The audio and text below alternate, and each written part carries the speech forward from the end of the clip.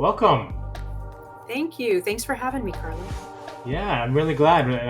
Thanks everyone for joining us, and Heather, thank you for joining us for this really interesting conversation that we're going to have on Techno Brew. Building authority rooted in who you really are. I've been really looking forward to it. Thank you for joining us today, Heather Antoinetti, founder and CEO of Aha Marketing. Such a pleasure. We've had some conversations beforehand. You've been spending the last 2 decades working with founders and thought leaders in cybersecurity, with the particular focus on women and people who identify as neurodiverse.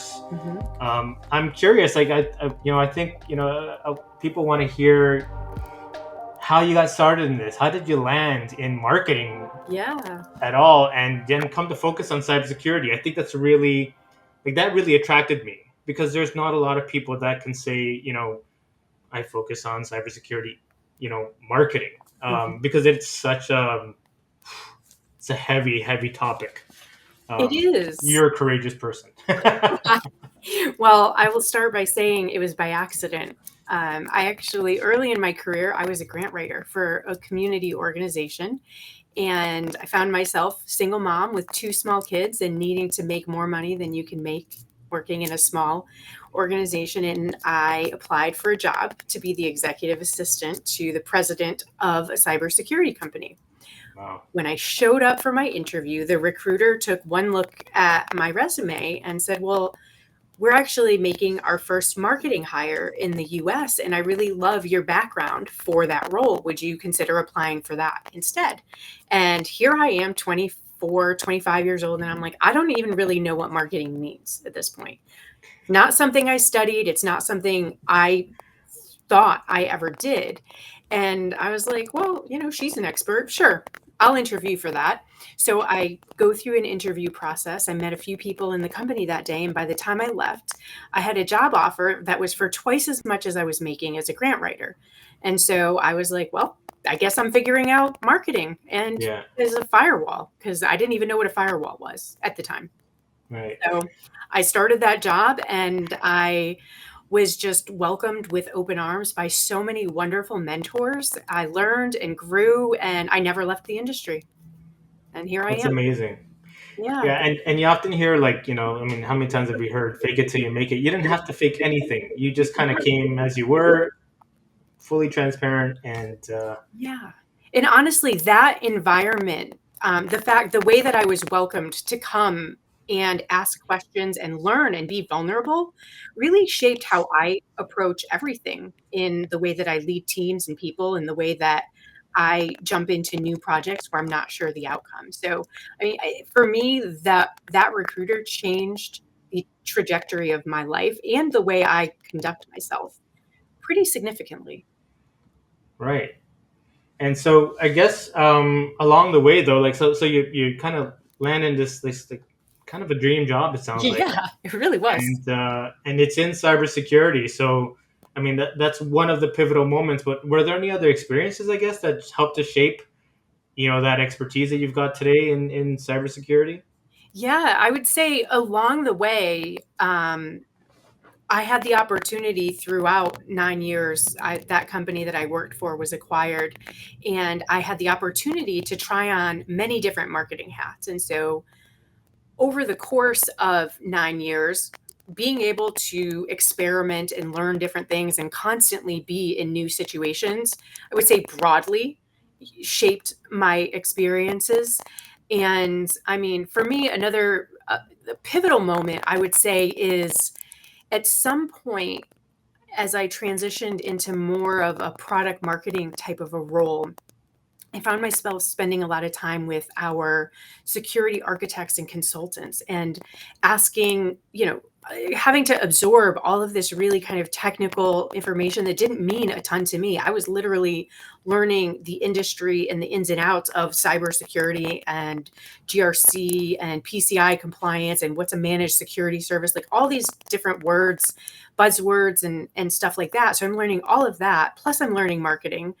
And the thing for me that I kind of grew up with in this industry is, what does the customer need to hear?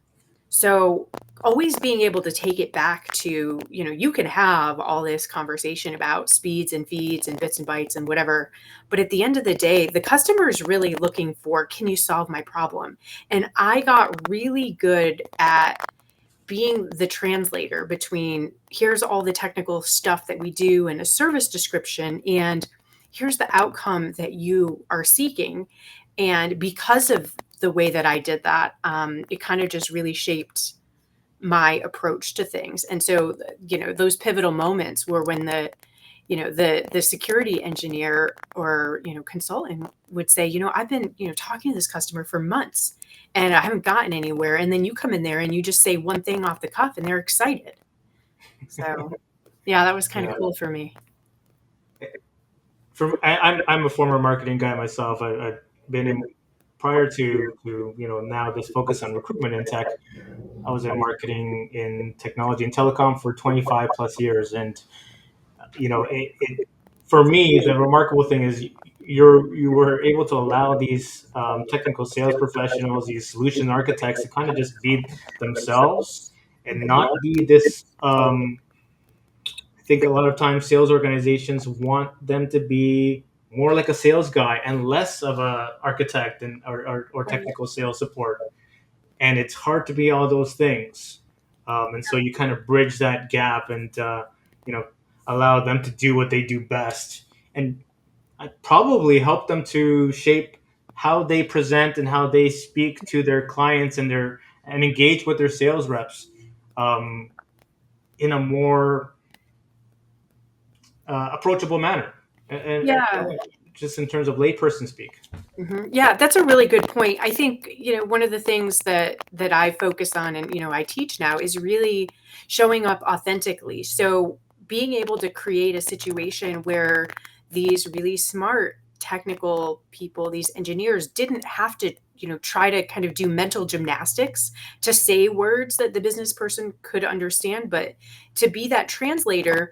And then the person gets excited and they're like, "Ooh, tell me how it works." So it was kind of, that ability to allow them to then step into the role of being the technical guru and sharing all of the kind of behind the curtains, the way that we're going to make their dreams come true, sort of a thing. It was kind of like, strengthening people. Everybody has a strength on the team, and all of us got to show up authentically and do the thing that we do well, but together that delivered an outcome that was positive for the customer. Yeah.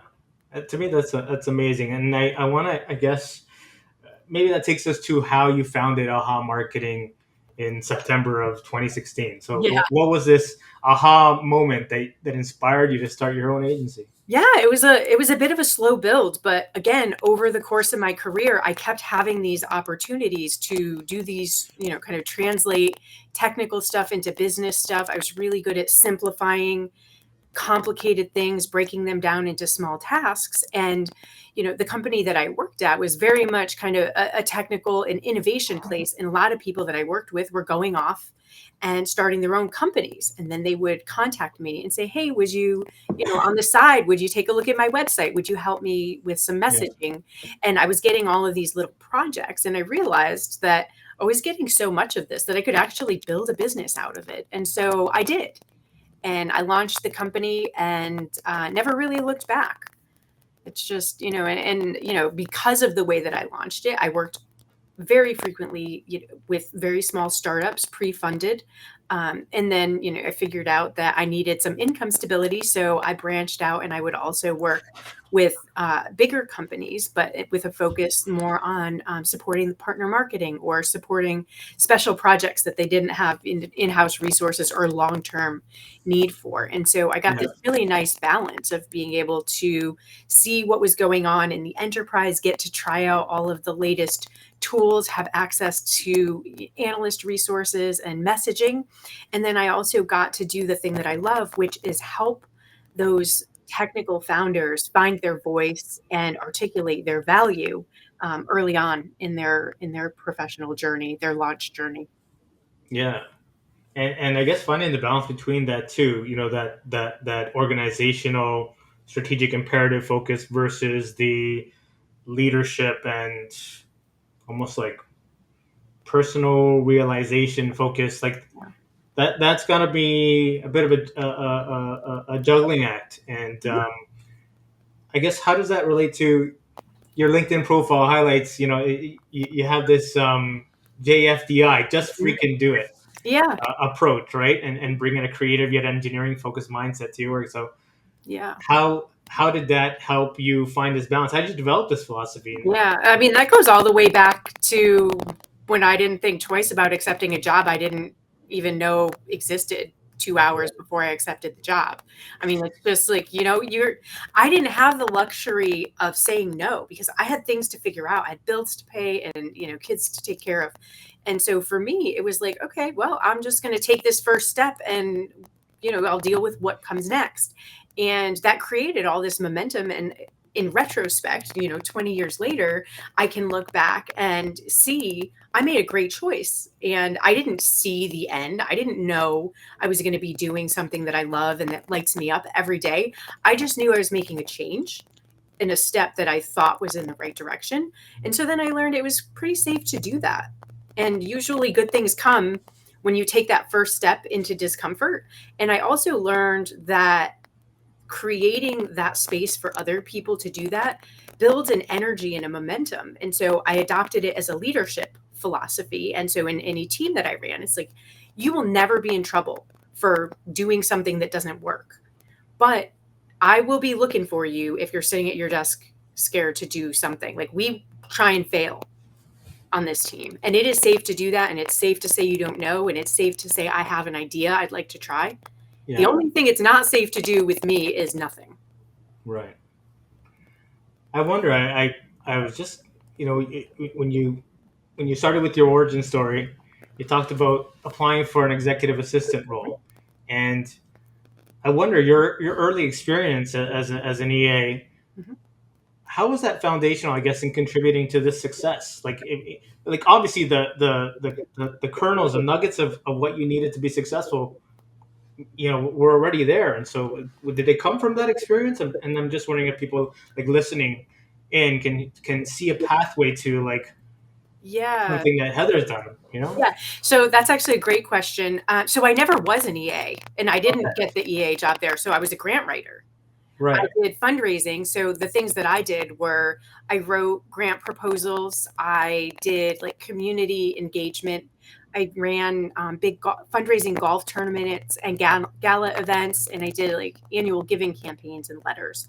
So Right. pretty much a lot of like writing, defining a win-win, a lot of evidence-based impact statements, things like that. That's what I was good at, Right. and that translated into a marketing role in that I had the capacity to take care of field events. So, the company that I went to work for, they wanted to run golf tournaments for their customers and they wanted to have roundtable dinner events and things that required a lot of organization and planning that I already knew how to do at scale. They needed somebody strong at stating their value proposition, so in a way that customers could understand and be excited about.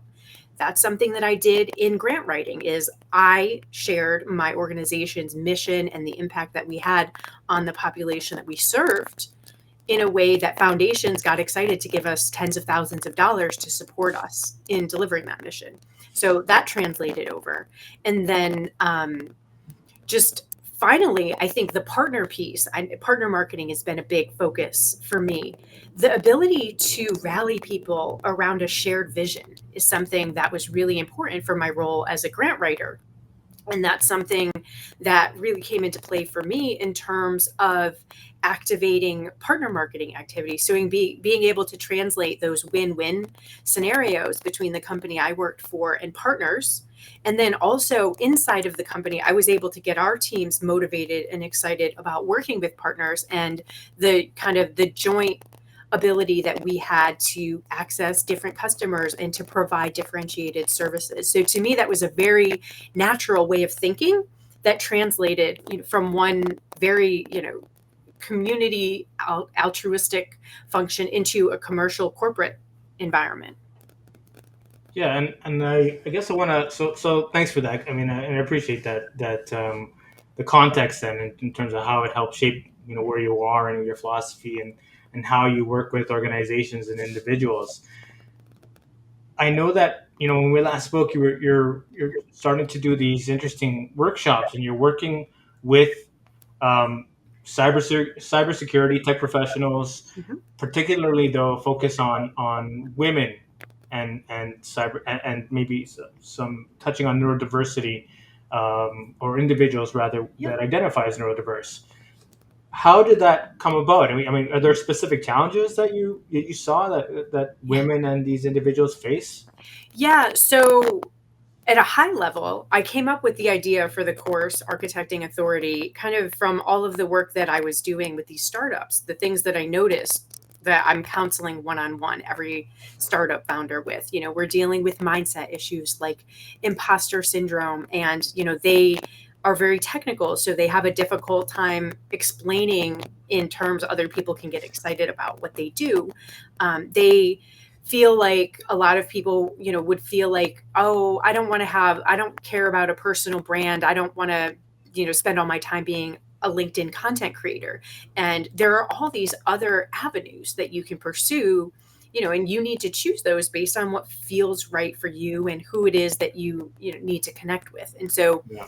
over time, I kept, having these same conversations. And a couple of years ago, I got this idea for a course because I thought, wow, if I could just share this information with this kind of mid career level cybersecurity professionals, a lot of them are having these challenges, and it would really kind of help them understand that, building a personal brand, which is a term that I actually hate. And I like to talk about reputation architecture instead, which is that idea of you're not just, how you show up on LinkedIn. I think of brands as products, right?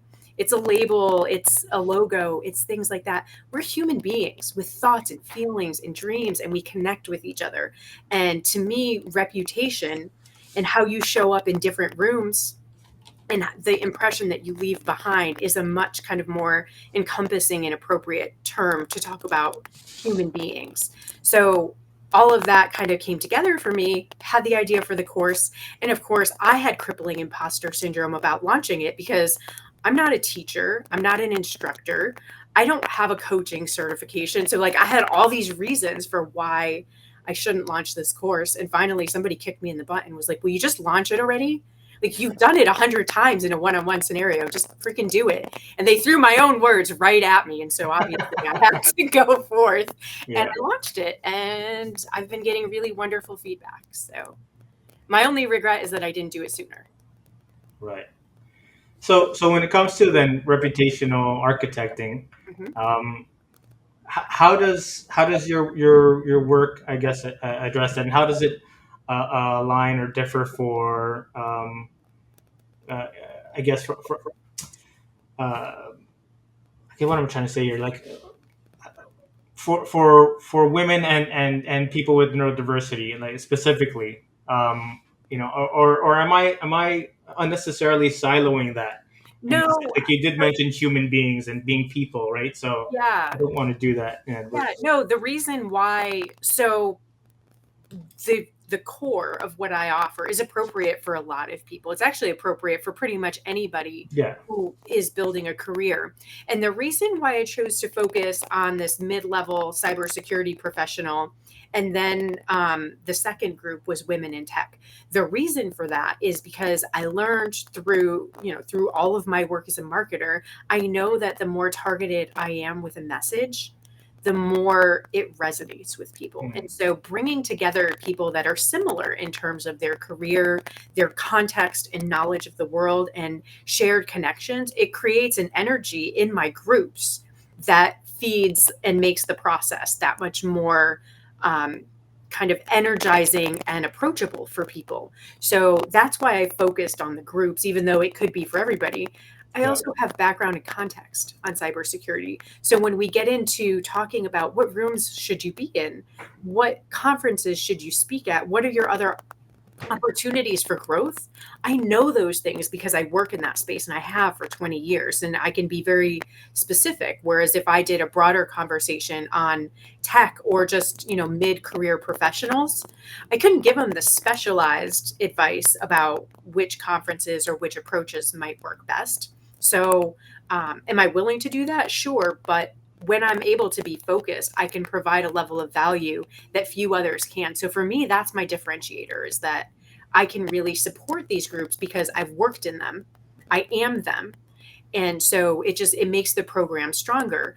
And then the reason why Women in Tech spun out is because there were women in my first group, and I realized that as women we have, some particular mindset challenges, and we have a context and an approach to things that is different from men. And so for some women, like myself, I'm just kind of like, I don't really worry about what room I'm in. But for some people, they haven't built up the confidence to speak up in any group. So creating that safe space where we can do the exploration and kind of, those activities, it's really helping bring people out of their shells a lot faster than it would in a mixed group. And so for me, it's not about sandboxing women away from others, but it's about like, how do we, kind of build these skills and support and lift each other up. Yeah. Yeah. I think it's really interesting, and I'm glad you mentioned specifically about helping people identify the right conferences or right venues, channels, platforms for demonstrating their influence or their ability to influence in a meaningful way. Mhm. So, do your workshops then help? Like, how does it look like, or how do you help clients to leverage this like authentic storytelling, I guess, and strategic campaigns, if Mhm. that, yeah, because when today people are focused so much on this zero click marketing Mhm. kind of landscape. So, what does success look like then across the spectrum, I guess, for your clients? Yeah. So, I mean, in terms of the participants in my course, success is very personal. So, in the groups that I've seen so far, I've had some people who are participating because they want to go from, being kind of like a senior manager, they want to make that jump from director to VP or something. And the things that get you to that mid level don't propel you to the next level. So you have to kind of take a step back and, evaluate things and learn how to position yourself differently and how to take different actions. And so for some of my participants, the measure of success is feeling ready or actually getting that VP title or promotion. I've had a number of participants who are writing a book and they're launching a book. So they're kind of moving from being a company owner and founder to an author and thought leader as their next step in the journey. And I have others who just, they're individual contributors and they believe very firmly in some topic. They have a passion that they want to be a thought leader in, and they want to figure out more kind of approachable and programmatic ways to do that. So success is really just down to, why do they need to have a professional reputation and what is their goal? And our work goes into first, we start, it's kind of, a formula framework. We go through a process of discovering core values. And it's interesting to me, some people have spent a lot of time, actually thinking about, what are my core values as a person. Other people kind of operate with them, but they haven't taken the time to write them down. So Mm, do that reflection, and then we connect it to the Japanese concept of ikigai, which is that intersection of mission, passion, vocation. And so it's kind of finding that intersection point of the things that you're passionate about, the things that you're good at, the things that the world needs, and the things you can be paid for. And so it's kind of setting the stage for, in a perfect world, what would you contribute? And so we're kind of creating, that's where that authentic foundation comes into play. Then we start looking at, your superpowers. So what are the areas where you stand out? And I've done this exercise a ton of times now myself personally as I've built my career, and then with people. And so I've got a really refined list, but the things that I'm known for, it's like translating technical stuff into simple language people can understand and be excited about. That's actually where my company name, the AHA marketing comes from, is like I create those aha moments for people through language and connection. I'm really good at simplifying complex things, whether that's projects and processes or language. So for me, kind of going through that superpowers process and kind of figuring out, where do you shine? Like, what do you bring to the table that other people may not? Because those are your differentiators. And then the final pieces are, okay, what are your scenarios where that really shows up? So for me, it's again those scenarios where there's technical people that need to sell to a business audience. I am the person you call for that, 100%. Nobody questions that who has ever met me. And so I help people work through, okay, what are those scenarios? And then finally, once we understand that, we really know, who their target is. We start working on, okay, now that we know all of this, where do you need to show up to be able to connect with more of those people that you can help? And is that internal audiences, again, if they're after a promotion or something like that internally, how are you managing your reputation inside your own company through your internal communications, reports, maybe volunteering for committees and things like that. So exploring those opportunities. And if it's for someone that's going to publish a book, it's like, okay, I have a whole process for what is all of the promotional activity that you do? How do you, rally your friends and network? Do you have to, do LinkedIn lives? Do you have physical book signings? Do you start a newsletter to collect email addresses so when your book is ready, you can let people know how to pre-order it? All of that sort of thing. And, there's a variety of scenarios, and we just kind of in a group setting. So it's kind of like group coaching. We kind of, everybody has their Yeah. role. And then, we work through, where do we have to show up? And then once we know where we have to show up, we know what we need in terms of materials. So we work through things like, do we refresh the LinkedIn profile? Do we need to have, a one-page website? I make sure everybody creates what I call a professional purpose statement. A lot of people in personal branding, they talk about what's your elevator pitch. And that's kind of a broad term. And again, I feel it's very impersonal to me. So I like to say your professional purpose statement. And that's who I am and who I'm here to help, and, and that sort of thing. So it's really centering on kind of that mission focus. I help people be mission focused, I would say. And Yeah. then our last step is, what's the plan to take the momentum that we've created in these 6 weeks and ensure that it keeps going? And so that's the process that we go through. It's really the full spectrum. Like it's really, I mean, Yes. you can, I'm really seeing this, like, and you mentioned this being unapologetically you, and Yes. helping individuals own their story, kind of figuring out what it is that their core tenets are, and what they're, what the hill that they want to die on, Exactly. and then building out. Then how do you then build your almost your like your business almost, Yeah. and Actually, that came up. One of the participants in my last group actually said that was her big aha moment was, I need to treat this like me Inc. Because when I go do work, I do it to a certain level. I have project plans and deadlines and commitments, yeah. and I don't do that for myself. So for her, that was a big shift, is like, I am the business and I have to invest in myself and think about myself as a business. And so for her, that was the thing that made it all click into place. Yeah, this resonates so much for me. I started my own thing, about a year ago, a little less than a year ago, and it started with, what are my values? What are my core values? How do I want to, build this business and present, to the world? And I've always been like very value based in my approach with engaging with individuals, organizations, across the hierarchies. And so I wanted that to come, that be front and center, and I wanted to be like loud and proud, like on my site, on my LinkedIn page, and how I engage with people. I wanted to come by this kind of like, authentically, Mhm. and I love that happened, but it kind of happened organically for me, and I wish that I had met someone like you 10, 15 years ago to help me kind of come to this realization without having to go through the painstaking process of kind of figuring out what the heck I wanted to do, who I wanted to be, and how I wanted to do it. Yeah.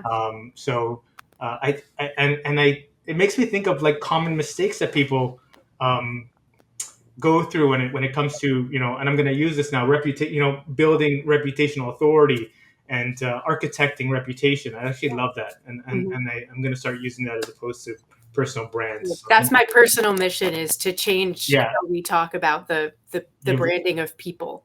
success. You've We're already not changed Coke one bottles. person. There Yeah, you go. exactly. You're not a Coke bottle, so Yeah. yeah. You don't So have it a makes me label. think of these mistakes, and so maybe we can maybe we can step back a little bit and help people in the audience kind of like really critically think about what it is that they're doing, because the things that come to mind for me are like, that inconsistency, that lack of clarity, or being inauthentic, Yeah. um, failing to kind of like show your value or your expertise. So, I mean, what does this bring up for you in terms of like, what people should be considering, or reconsidering about how they are doing things? Yeah, that's a really good point. I would say one of the first and foremost, the biggest mistake I see is going back to what we already talked about, is not taking an action because you don't see the full plan. So just show up. Just do something. Even if you can only do it once a week, if it's going on LinkedIn, or whatever the thing is, if you want to be on a podcast, just apply. You don't have to have a whole plan of, I'm going to be on a podcast every month or anything like that. And the same thing with Yeah. speaking engagements. If you want to speak at a conference, just apply.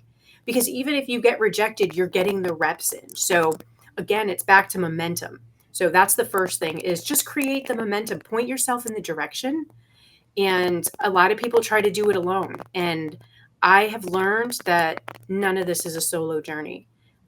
I'm very, very much a team person. And I've learned that if I reach out to my people, I've got this network that's going to ask me, "Hey, how's that thing going? Hey, did you speak at a conference yet? Are you on a podcast yet?" So whatever my goals are, I put them out there to other people. And I think, when you try to do it by yourself and you try to hold yourself personally accountable, you can't hate and shame yourself into change. So making it fun and having trusted people rooting for you and asking you how it's going is super important. And it's a big mistake not to involve your tribe. Another one is definitely the kind of the being inauthentic, and using just AI to create things. I mean, there's so much trash out there right now. People are Hmm. using AI to write stuff, and Yeah. there's no personal voice or anything in it. And look, I'm a huge proponent of AI. I do use Yeah. it, Ditto. but I think people learn most from your stories. So I share very vulnerably the things that I've been through and the lessons that I've learned, because those are the things that help people. And every time I talk about imposter syndrome and share my story around that, everyone in the room is like, "Oh my goodness, I had no idea. I thought I was the only one." So to me, I thought I was the only one. That's why I didn't talk about it. Yeah. So, just be vulnerable. Don't be all kind of closed off. Do it in the right rooms. There is certainly TMI when it comes to being, Sure. but Yeah. yeah, I would say Boundaries, people, right? exactly. Know your audience, read the room, that sort Yeah. of thing. But Right. to me, those are two of the biggest mistakes. And then um, I would say this is less of a I guess the mistake would be going to different platforms and just taking. So don't just use LinkedIn when you need a job. I think of LinkedIn or any community that I'm part of as an opportunity to exchange mutual value. And I talk about that a lot. I always like to give more than I take from somewhere. So I would say, don't be a taker. That's a big mistake. But go up and meet people. I've met people who, maybe they're, never going to send me referrals for my business, but they make me think differently about things, or they share book recommendations that I'm so excited to receive. So Right. I would say, be open to all kinds of opportunities to connect and exchange value with people. And don't think of everything as just a transaction of how I'm going to get my next job or how I'm going to get my next lead. At the end of the day, Yeah. we're people, we seek connection. not transactions. I couldn't agree more. That's all I want is to have authentic connections, and I'm not interested in the pompous bluster that's out there. Yeah. And yeah, you know, and it's funny you were talking about like making these connections, and immediately I'm thinking of and I don't know if this is ironic or just telling, but these three individuals just popped into my head. They're all women, and they're all like you know exceptionally good at what they do. I'm thinking of Ileana Rocha, who is a friend of mine, is a leadership coach. Nicola Francis, who I just spoke with about a week and a half ago. She's an ADHD change coach. We talked about, kind of coming to terms or reconciling with your inner imposter. Yep. We talked about the importance of being vulnerable, especially from a leadership perspective, and what it means from the top down, just to create this environment where it's safe to be vulnerable and to learn from each other. And Maria Glazanova, who's a communications coach for tech professionals, Mm-hmm. helping to work on that clarity and concise communication. And I'm going to be introducing them to you because I think you guys would have wonderful Yeah. synergies and conversations, and I'm sure you're going to learn from each other. So I'm just really grateful for the network that I've built, and it's been mostly through LinkedIn. Some of it definitely the seed I guess would have been from the workplaces, my Yeah. face to face interactions, but I've Mm-hmm. made these wonderful connections virtually Mm-hmm. around the world just by engaging in genuine discourse and Yeah. interest and curiosity. Exactly. Yeah, it's been a huge benefit for me. And I'm lucky I'm in Arlington, Virginia, and there's a very vibrant community here of professionals. And so I've been really lucky to be able to get outside and actually meet human beings face to face. I've made wonderful connections. And actually one of those connections that I met at a live event is who introduced me to you. So just to, kind of show you everything Right. that I do Trace is Wilkins. kind of Right. Thank you, exactly, Trace. it all comes from the network. So, the more you get out there, the more these opportunities present themselves. You don't even have to, really search for them. You just have to put yourself out there. Yeah, 100%. Um, I wonder now, like, so, and I love how we're focused on the individual and what individuals can what they can accomplish, I suppose, with the right direction and the right guidance and encouragement. And now it makes me think about this reputation architecting, personal reputation versus the company versus so I'm thinking about founders and thinking Yeah. about leaders in organizations. Mhm. And a friend of mine, another entrepreneur, Angela Chaudhry, she's wonderful, and a mentor of mine. She's a multiple startup founder, but she told me, Carlos, you're not your company. You are not your company. So don't confuse the two, Mhm. and create optionality for yourself. And so it made me think about what you do um, your marketing perspective versus the reputation building. So how do you manage then the two? How do you separate the two? How do they work together? Yeah. What's the key difference in relationship between building the two?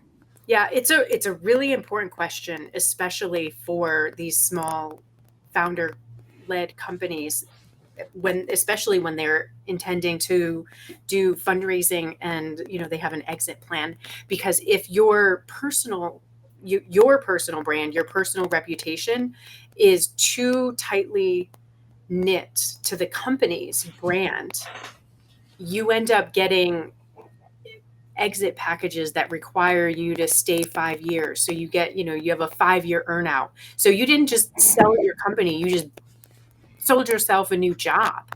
And so being able to kind of think strategically about the balance. And so one of the ways I like to think about it is the founder brings vision.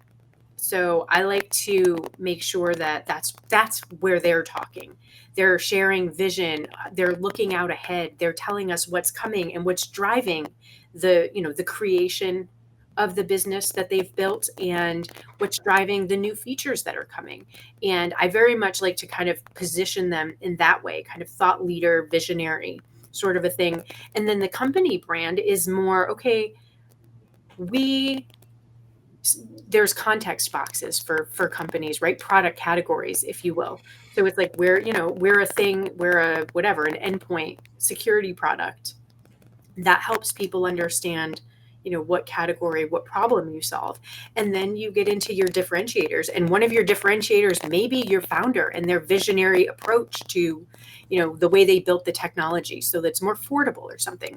I'm just making stuff up here. I don't have a particular company in mind, but that's kind of the give and take between the two. So the company is very much more kind of features and benefits and outcome to the customer driven, and the founder is more vision and how the company is executing and growing. Its leadership philosophy is another one Right. that's really important. And again, it really comes back, it's important to have those differentiator, or the differentiator between the two, Yeah. because when it comes time for an exit, you don't want to lose your LinkedIn profile in the deal, right? You don't want your 40,000 LinkedIn followers that are your personal followers to become part of the valuation of your company. And I think that's a line that we have to be really careful about. Yeah. I mean, it's a razor's edge, right? It is. Strategically managing your individual presence and the company identity so that you can maximize the overall impact, right? That's quite a It's balancing tricky act. Yeah. because investors invest in people as much. They kind of invest in the founding team and their belief that the founding team has a good idea, that they're visionary and that they can execute. And then at exit time, you need to be able to decouple that. So managing that line is really kind of strategically important. For sure. Yeah, and I think there's a line where you say you've helped startups execute like industry giants, Hmm. right? So, um, help me to can you explain that a little bit? So, Yeah. I mean, it seems like to me like it's kind of like it sounds like you're talking about this personal reputation and how it contributes to rapid growth and visibility. Yeah, a little bit of that, and also I took a page from the threat actor and the threat intelligence analyst playbook on TTPs. Okay. So tools, techniques, and procedures. So I'm big on templates. I'm big on scalable programs. I'm big on leveraging partners and arming the army.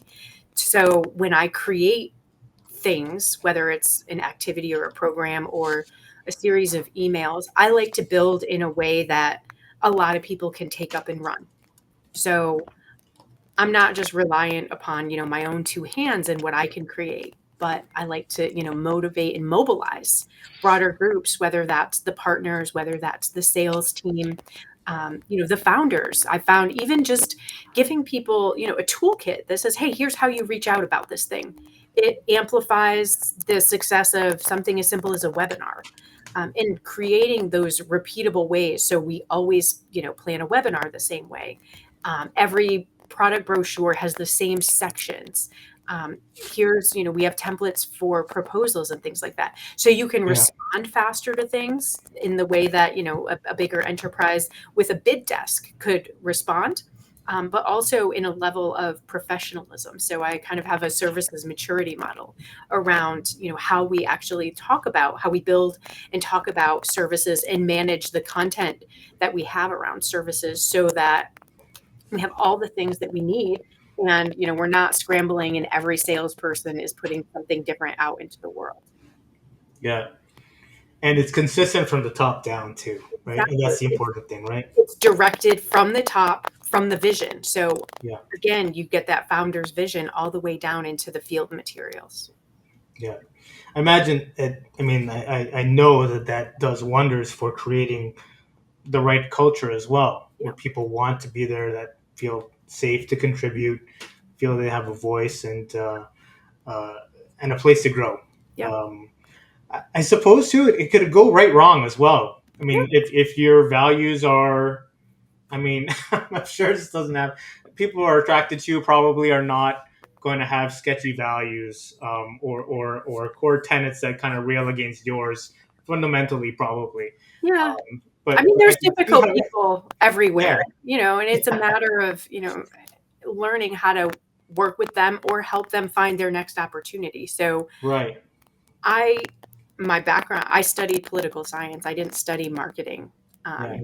So for me, understanding and getting to people's why, a lot of times I found when someone is difficult to work with or deal with, they're just trying to get a thing accomplished. And if you can get a mutual understanding of what they're trying to accomplish, and assuming it's not something totally insane and outlandish, Right.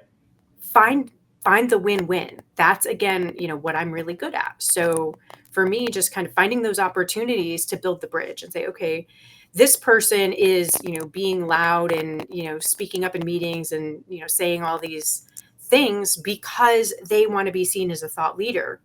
Great. I can help them be a thought leader in a more constructive way. And then all of a sudden they stop being disruptive in meetings. So it's really just about understanding the motivation. Again, back to people. Yeah.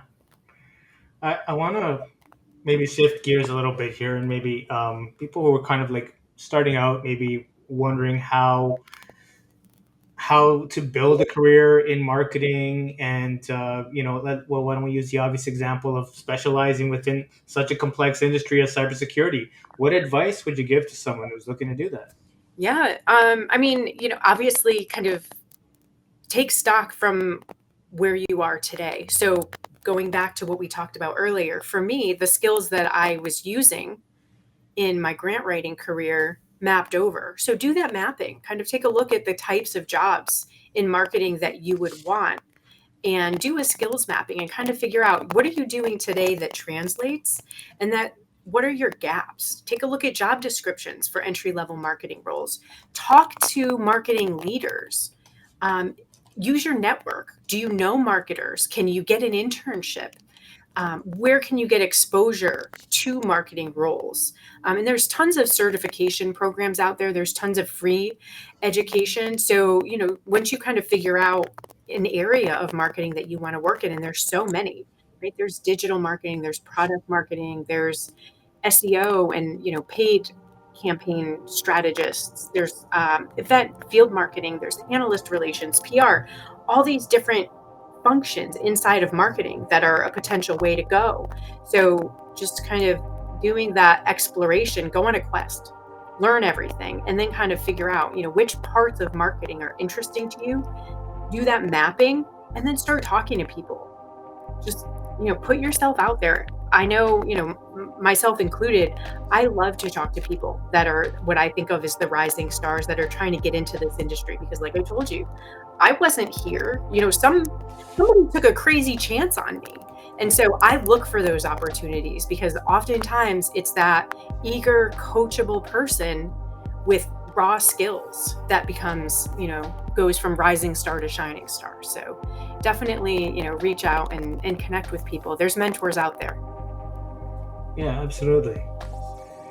I guess is there anything, I just want to be mindful, like we are, we're nearing the end here.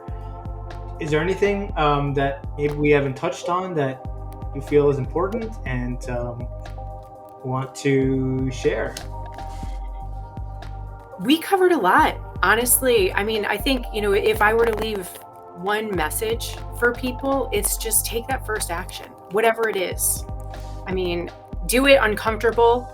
Growth happens when you're uncomfortable. If you're sitting in a comfortable space, you're probably, stagnating. So just be ready to get uncomfortable. Yeah. Yeah. And I mean, it's an uncomfortable exercise, It is. venturing into anything new. Mhm. So I guess, being comfortable with the uncomfortable is good advice. I totally espouse it. I'm living proof it works. Yeah. Every single career milestone that I've had has immediately followed a period of discomfort. And you know what? I think that's the beauty of the discomfort, is being able to see that, um, you know, it either works out or it doesn't, but it probably leads to some other consideration that is worthy of your effort. There's not failure, there's lessons. So I like to think about that too. Just because it didn't turn out the way you thought it would or the way you hoped, doesn't mean you didn't gain something. So be very open to that idea of just, taking learnings from things and considering that a success.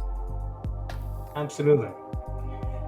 If people are interested in reaching out to you or maybe joining you on a workshop, Heather, what's the best way for them to go about that? Yeah, so sure, definitely you can connect with me here on LinkedIn, and you have my email and website up there. Those are both great places to go. But yeah, definitely do reach out. Awesome. Well, thank you so much for your time. It was such a pleasure, and I really love hearing your story, your philosophy. To me, it really resonates, and it's something that I hold near and dear. I'm really glad that Trace was able to introduce us. Thank you, Trace, if you're there. It was a real pleasure for me, and I hope we can have another conversation in the near future.